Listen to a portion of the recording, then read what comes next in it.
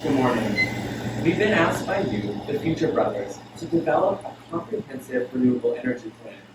Your farm is nearly 400 acres and has served your family for 5 generations.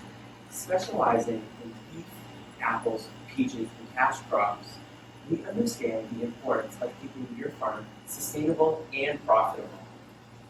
Us, at the United States Department of Agriculture and Natural Resource Conservation, hear your other goals and objectives of the implementation of a grazing system and maple sugar operation. We have also heard your concerns associated with early frost. We have also taken into account the social, economic, and environmental factors that are of the utmost importance. Socially, renewable energy resources provide energy security and resiliency. This is vital for people who rely on energy for their medical and day-to-day needs. People are also feeling the effects of stronger and longer fluvial events due to climate change. Socially, the increase in renewable energy resources creates local jobs. Environmentally, our changing climate will continue to decline with conventional methods. Switching away from non-renewable sources will allow biota to preserve their health. It's also important to note that this land once belonged to the Haudenosaunee people. There are many practices, such as the 7th generation rule, which is sustainability and the health of our environment. Our stakeholders in this project include NY-CERTA, the local community, local indigenous populations, the New York government, and other local farmers. Next, Natalie will look at the big picture. Climate change is leading to more frequent snowfall and drought events. This can cause an increase in early term frosts, leading to the death of up to 80% of crops. Loss of these crops causes a harm in local economy, as well as an increase in greenhouse gas emissions due to transportation. Fossil fuels also cause environmental justice issues. People living in low socioeconomic areas have historically been subject to living in high emission areas such as near a coal-fired plant. As we move from renewables, the impact of the emissions will lower. New York State has many programs to help minorities and people with low socioeconomic status gain access to renewables, such as rooftop solar. The Haudenosaunee principle of 7 generations aims to ensure that resources last through 7 generations. However, at the rate we consume fossil fuels, it is not feasible that they will last 7 generations in the future. We also recommend rotational grazing, which is similar to the Haudenosaunee principle of crop rotation, which includes the 3 sisters, beans, corn, and squash. Now learning will speak about invasive species. Our warming climate has welcomed invasives in your previously cooler climates. Some of these invasives include the emerald ash borer, spotted lanternfly, hemlock woolly adelgid, purple loosestrife, and phragmites. Emerald ash borer burrows into ash trees and kills them over several years. The spotted lanternfly creates a sticky white substance that attracts black mold, which kills the trees. Hemlock woolly adelgid attaches to the needles of eastern hemlock trees and essentially sucks the life out of the tree until they die. Purple loosestrife and phragmites are invasive plants that grow in wetlands and outcompete native species. So why the switch to renewable energies? Renewables are non-emission energy sources that use resources such as wind, water, and solar energy to create clean, carbon-free energy. The Energy Information Administration states that our sun radiates more energy in 1 second than the world is using all the time. A focus on the switch to renewables will help New York meet its climate act goal of 70% renewable energy by 2030, as well as their goal of 100% zero-emission electricity. We also aim to prioritize the farm's sustainability. During all stages of our timeline, it is our goal to consider and protect all wetlands, soils, forests, and wildlife we may be impacting. Climate change is a huge stressor to our environment. We do not aim to add to this stress, but rather mitigate our impacts using investment practices. Now Natalie will speak on our solution. Last year, we lost 80% of crops to early frosts. Orchard eaters will be added to fields to prevent damage to flowers from these frosts. According to the Propane Education Research Council, clean learning from youthful eaters are the solution to this problem. These eaters will be spaced in the orchard in an efficient way, even if you the entire orchard, assisting in the prevention of future problems. We understand cash crops are the most profitable part of your farm. Removing these crops to remove this part of the farm ensures they will still be implemented, as well as accommodate the location of the sugar shack. Cover crops are an important factor in the reduction of soil runoff as well as erosion erosion. Reduction of these factors also prevents nutrient runoff, which helps improve soil quality. Next, we recommend that your maple shack be placed where the cover crops were previously being grown. This site abuts the maple bush area, which would allow for easy transport. Also, there's enough space for your reverse osmosis equipment as well as your boiling fan. To increase productivity of the forest, we recommend a series of selective harvests that decrease canopy closure and prioritize sugar maple regeneration. Working with a trusted local forester, you can construct a plan that both promotes sugar maple growth as well as sustains habitat for native species such as deer, turkey, and ruffed grouse. We must also be cautious of the effect of invasive species like emerald ash borer, which has ravaged local forests. We recommend speaking to the local soil and water office about placing traps for emerald ash borer and spotted lanternfly on your property. We chose to move the cattle grazing operation into the southeastern section of the property. This was done in order to protect Stony Creek and its riparian buffer zone. The new grazing location will include the installation of frost-free hydrants and water feeders, as well as access to the small pond for drinking and cooling off, as it is not in the stream's tributaries. Stony Creek is a Class C protected stream and is protected under the Environmental Conservation Law. Currently, Stony Creek is experiencing increased levels of nitrite and nitrate as a result of agricultural runoff and manure runoff from the cattle. The relocation of the cattle operation will promote the stream recovery. The recovery of Stony Creek is of utmost importance because of the presence of the Blanding's turtle, which is an endangered species in the state of New York. An additional method to reduce runoff into Stony Creek is to plant filter strips that include phytoremediating plants such as sunflowers and blueberries. Phytoremediating plants such as these aid in removing toxins and excess nutrients out of runoff, while also providing an economic opportunity to sell the yield at local farmers markets. We chose to implement rotational grazing in order to keep feed costs low, reduce erosion, decrease runoff, and overall prevent degradation of the land. Lily will now speak about the renewables proposed in our solution. With a goal of 75% of your energy demand coming from renewables, we recommend a hybrid generation system including rooftop solar and low penetration wind. It is our opinion that the most ideal site for the wind turbine is next to the newly installed sugar shack. This area is atop a hill, so it will not be affected by surrounding vegetation. Also, this area of the property is more secluded, leaving the wind turbine less accessible to the public eye, as this concern was brought to our attention. We suggest that solar be installed on the rooftops of all on-farm buildings. This takes away the risk of lower land productivity because of competition with solar, which was another concern brought to our attention. All prime farmland stays in production with this plan. Our installations will have a minimum capacity of your desired 75% and will have a maximum capacity of 110% of your energy demand, which will allow for net metering. Net metering attaches your small-scale system to the grid, and electric companies buy back the power from you. This eliminates the need for costly energy storage systems. The 110% energy demand is in compliance with New York state laws. Microhydro is not available on your property at this time due to permit restrictions from New York's environmental conservation laws. It is our hope that once stream quality is improved, microhydro may be an option for you. To mitigate the burden of bird and bat death, we recommend installing ultrasonic sound waves on your turbine. This deters species such as long-eared bat and endangered species identified on the property. Curtailment measures are also an option. Now Leo will speak about cost-benefit analysis and our budget. With the plan now laid out, let's start to break down the costs, benefit, and budget.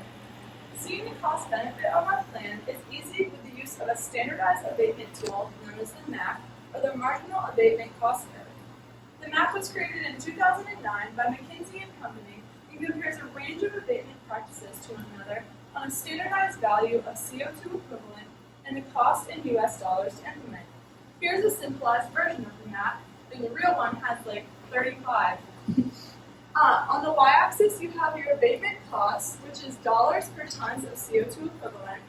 And the x-axis, we have abatement potential, which is gigatons in CO2 equivalent per year. With that said, your rectangles that are wider have a larger abatement potential, either sequestering more carbon or hindering the release of emissions into your atmosphere. So you can see LEDs have a very small abatement potential, yet their cost is extremely low to implement. Improved industry efficiencies, they are a little less cost, but they have a larger abatement potential.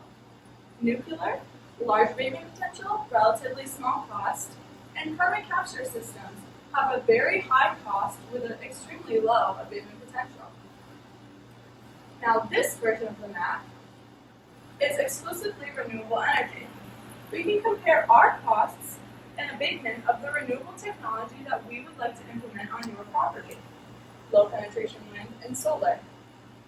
As you can see, their abatement potentials are about the same but moderately priced. They will pay themselves off within 5 to 7 years after implementation, according to Sarah Freese, who is an environmental manager specializing in renewable and solar development. Next, our budget. With a starting $500,000 that you granted to us and an intended use of $40,000 to $60,000 in reimbursement from NYSERDA for every kilowatt produced and used locally, we are left with a total of $172,000. This pie chart depicts the percentages of the areas in which money is being spent. Do not fear the price tag though, as there is plenty of funding available for renewable energy projects such as this one, the Clean Energy Standard and Clean Energy Fund, for example. New York wants to meet their renewable energy and climate action goals, and no support is needed for their farmers in order to do so. Additional programs such as the USDA's Conservation Reserve Program offers funding for farmers who are devoted to the conservation benefits of their land.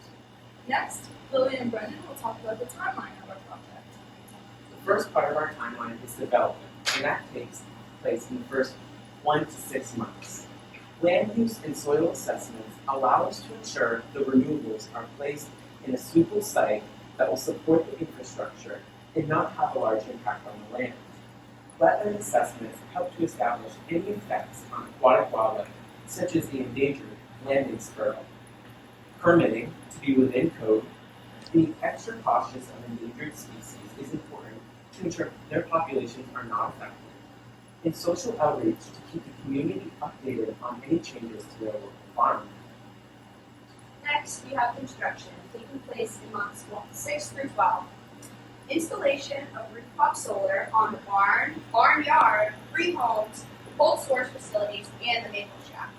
Installation of the low penetration wind turbine as a second renewable energy source.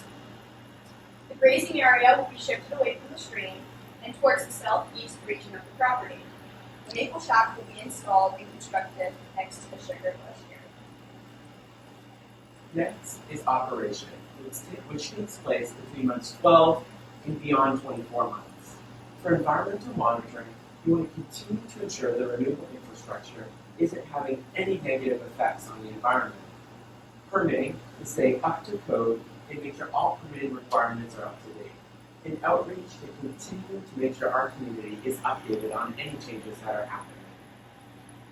We understand how important your farm is to you. This farm has served your family and community for 5 generations and can certainly serve you for another 5 if you take the right measures. Being a leader in switching to renewable energy shows you profound care for the environment. There is no denying that changes in our climate are affecting every aspect of our lives.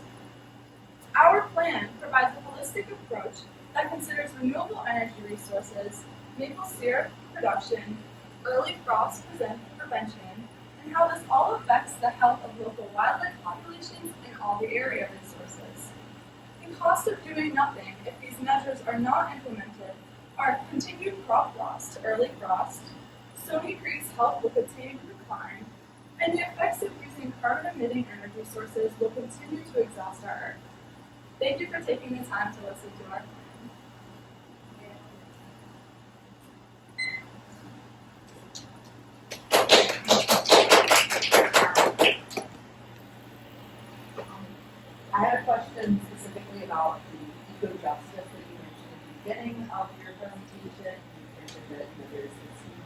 issue with resources and input justice. Do you have any specifics about how your plan will help those areas?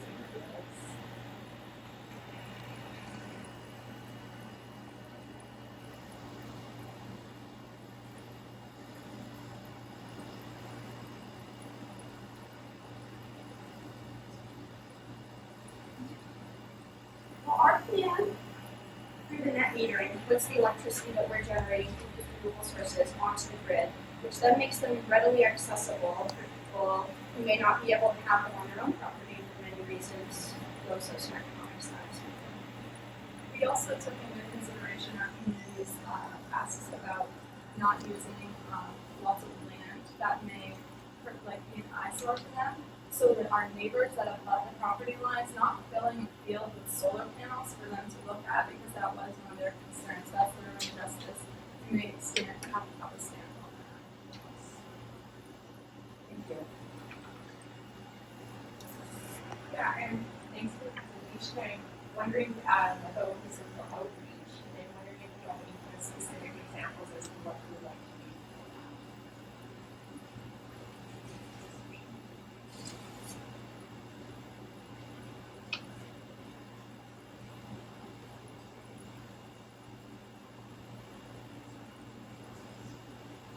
There's many ways you can do community outreach. Starting young is a really important part of that. Get into your school district, teach young students about what's happening to our earth and what they can do and what as a whole community you can do to help mitigate the effects of what's happening. We also choose to implement a type of social media outreach, so promoting renewable energies, promoting our project, and trying to have people come on board. I think it's also important to really just put yourself out there. Community meetings, town hall meetings, make your face present. If people are much more willing to hear you out when you're a friendly face, that's a common thing. And being extremely transparent with the people of the community, that way they know where this energy is going and what is actually happening with this project.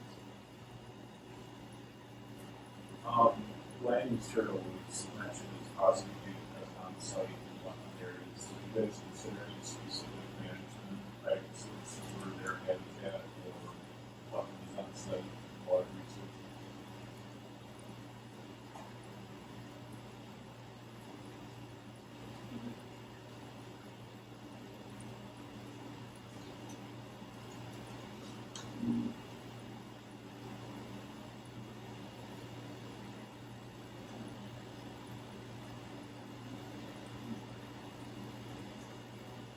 Moving the cows away from the field helps reduce nitrate and nitrates running off into the stream, which helps improve the water quality. And by implementing a riparian buffer zone, that's also helping reduce the runoff into the water. We've also implemented phytoremediating plants, such as sunflowers and blueberries, which would help to remove any toxins that are going into the creek and any nutrients going into the creek. And those also have the purpose of you can take those blueberries and those sunflowers and it can be profitable, selling them at the local farmers market. So there's a dual purpose there. You mentioned net Metering. would you mind going over that? Sure. So net metering is you attach your small scale system into New York State's main electrical grid, and then the power companies will essentially buy that power back from you, your excess. So if you have 110% of your energy demand that you're creating, you're selling that excess 10% back to the power companies. You're making an income from selling your power, and it goes out onto the grid. So it becomes a part of generation.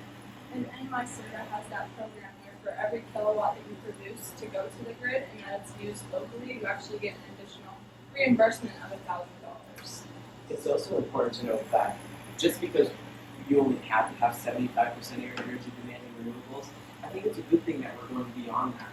For starters, they're making money, and that helps with the push to electrify everything. This farm is using 10,000 gallons a year in gas or diesel to fuel tractors, mowers, whatever they're using on their land. That money that they're getting back from that metering, they can put that towards an electric mower or or eventually an electric tractor as technology continues to advance. And then they have that excess energy to charge or keep that operational.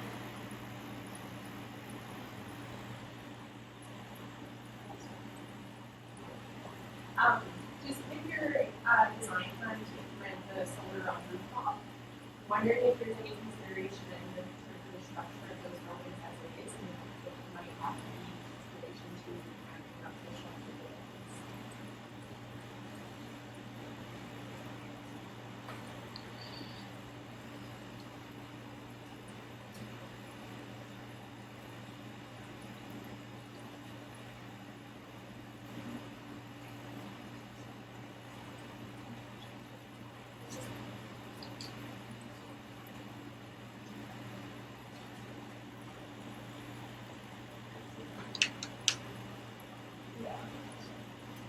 We understand that some of the farmhouses on the property could be older, and it is important to note that solar rooftop can add 4 to 6 pounds per square foot.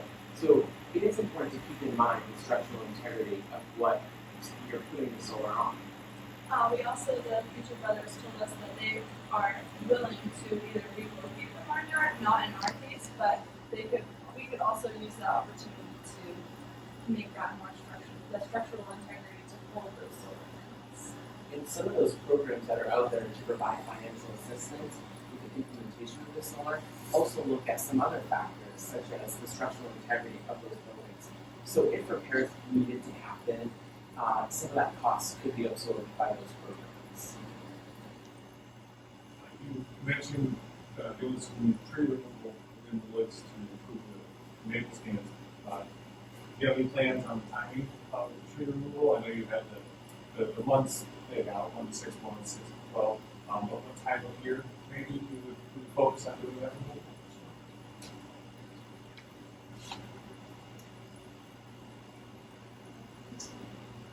Well, we plan to use best management practices, which says that we should do our harvest in the winter. We want to reduce erosion and action from mosquitoes and tree harvesters. So winter lots, winter stuff like